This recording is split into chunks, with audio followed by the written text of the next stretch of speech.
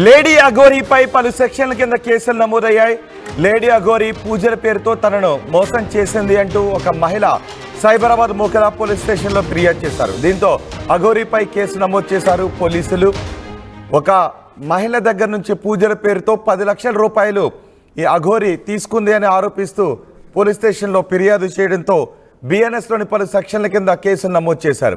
యోని పూజ కోసం 10 లక్షలు తీసుకుంది అని ఆరోపిస్తున్నారు. ఉజ్జయినిలోని ఫామ్ హౌస్కి తీసుకువెళ్లి పూజ చేసినట్టుగా ఫిర్యాదులో పేర్కొన్నారు. 2 విడతలుగా అఘోరీకి 10 లక్షల రూపాయలు ఇచ్చినట్లుగా ఫిర్యాదులో పేర్కొన్నారు. మహిళ ఫిర్యాదుతో ఫిబ్రవరి 25న అఘోరీపై ఎఫ్ఐఆర్ నమోదు చేశారు.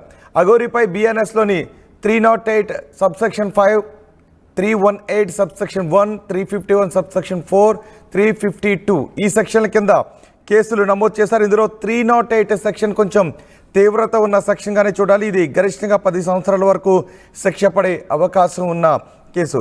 నిన్న లేడీ అఘోరీ నన్ను మోసం చేసింది, నన్ను ఇంతకుముందు పెళ్లి చేసుకుని మోసం చేసింది అంటూ ఒక మహిళ మీడియా ముందుకు వచ్చింది.